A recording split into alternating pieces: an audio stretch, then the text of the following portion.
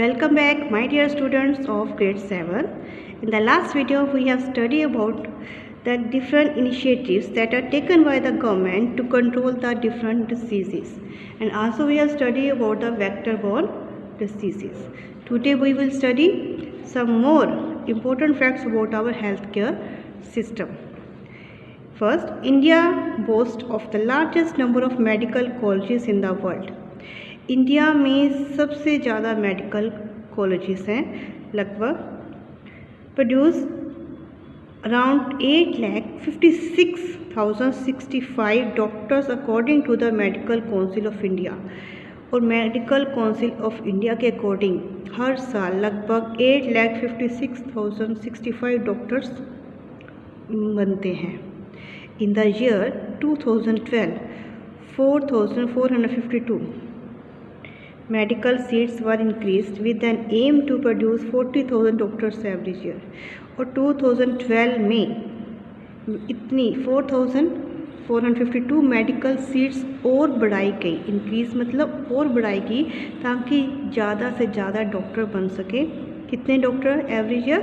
40,000 doctors और बनाए जा सके ताकि देश में जो भी बीमारियां फैल रही हैं उनको रोका जा सके और सभी लोगों की पहुंच हो अपने डॉक्टर तक। Clear? The ratio of doctors and population is far below. पर जो डॉक्टर और पॉपुलेशन की रेशियो है अभी भी सही नहीं है। क्यों? क्या कारण है इसका? Moreover doctors look for the developed sector and hence are not willing to serve in rural areas. इसका कारण ये है कि जब इतने सारे डॉक्टर्स बनते तो हैं, गवर्नमेंट एफर्ट्स भी कर रही है, पर जो डॉक्टर बन जाते हैं वो लोग डेवलप्ड सेक्टर्स में ही अपनी प्रैक्टिस करना चाहते हैं, अर्बन एरियाज़ में जहाँ पर सारी फैसिलिटीज़ होती हैं, and they are not willing to serve in the rural areas. वो विलेज एरिया में नहीं जाना चाहते। People have to travel from rural areas to urban areas for treatment in dispensary and PHC. तो वहाँ के लोगों को काफ़ी मुश्किलों का सामना करना पड़ता है। डिस्पेंसरी और जब पब्लिक हेल्थ केयर सेंटर तक जाने के लिए काफ़ी मीलों चलना पड़ता है। Next, there has been a steady growth in the number of hospital, dispensaries and PHC over the year. In 1950, only 2,717 hospitals. Welcome back, my dear students of grade 7. In the last video, we have studied about the different initiatives that are taken by the government to control the different diseases, and also we have studied about the vector-borne diseases. Today we will study some more important facts about our healthcare system. First, India boasts of the largest number of medical colleges in the world. India में सबसे ज़्यादा medical colleges हैं, लगभग produce around 8,56,065 doctors according to the medical council of India. और medical council of India के according हर साल लगभग 8,56,065 डॉक्टर्स बनते हैं। In the year 2012 4,452 medical seats were increased with N M to produce 40,000 doctors every year. और 2012 में इतनी 4,452 मेडिकल सीट्स और बढ़ाई गई। इंक्रीज मतलब और बढ़ाई गई ताकि ज़्यादा से ज़्यादा डॉक्टर बन सके। कितने डॉक्टर एवरी ईयर? 40,000 डॉक्टर्स और बनाए जा सके ताकि देश में जो भी बीमारियां फैल रही हैं उनको रोका जा सके और सभी लोगों की पहुंच हो अपने डॉक्टर तक। Clear? The ratio of doctors and population is far below. पर जो डॉक्टर और पॉपुलेशन की रेशियो है अभी भी सही नहीं है। क्यों? क्या कारण है इसका? Moreover doctors look for the developed sector and hence are not willing to serve in rural areas. इसका कारण ये है कि जब इतने सारे डॉक्टर्स बनते तो हैं, गवर्नमेंट एफर्ट्स भी कर रही है, पर जो डॉक्टर बन जाते हैं वो लोग डेवलप्ड सेक्टर्स में ही अपनी प्रैक्टिस करना चाहते हैं, अर्बन एरियाज़ में जहाँ पर सारी फैसिलिटीज़ होती हैं, and they are not willing to serve in the rural areas. वो विलेज एरिया में नहीं जाना चाहते। People have to travel from rural areas to urban areas for treatment in dispensary and PHC. तो वहाँ के लोगों को काफ़ी मुश्किलों का सामना करना पड़ता है। डिस्पेंसरी और या पब्लिक हेल्थ केयर सेंटर तक जाने के लिए काफ़ी मीलों चलना पड़ता है। There has been a steady growth in number of hospital, dispensaries and PHC over the year. In 1950, only 2,717 hospital, dispensaries and the PHC were found, whereas by 11th five-year plan, the number rose to 24,000 approximately. पहले India में hospitals या dispensary PHC centre कम थे, लगभग 2,717, पर पिछले कई सालों से ये कोशिश की जा रही है कि ज़्यादा से ज़्यादा हॉस्पिटल, डिस्पेंसरी और PHC खोले जाएं और 11th फाइव-ईयर प्लान तक हमारे इंडिया में इनकी संख्या कितनी बढ़ गई है, लगभग 24,000. The health sector is booming, yet it is unable to keep a check on the diseases like malaria, tuberculosis. Every year almost 5 lakh people die from the tuberculosis. Malaria is still a killer disease. India में जो हम देख रहे हैं कि काफ़ी facilities provide कराई जा रही है, हॉस्पिटल खोले जा रहे हैं, डॉक्टर की संख्या बढ़ रही है, पर उसके बावजूद कई ऐसी डिसीज़ेज़ हैं जिनका अभी भी कंट्रोल नहीं हो पाया है, जैसे मलेरिया और ट्यूबरक्लोसिस, जिस कारण से कई लोग इस बीमारी से मर जाते हैं. India enjoys quite prestigious position when it comes to treatment. Medical tourism is also booming and people from all over the world visit India for treatment, as the quality of the medical care is good and cost are affordable.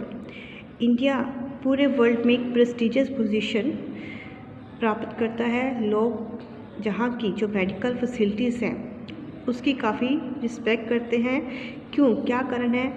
Main reason क्या है कि जहाँ जो medical treatment है, medical care है, उसकी quality बहुत अच्छी है और उसकी कॉस्ट भी अफोर्डेबल है, कम है, जिस कारण ज़्यादा से ज़्यादा लोग बाहर की कंट्री से, दूसरी कंट्री से हमारे इंडिया में इलाज करवाने के लिए आते हैं.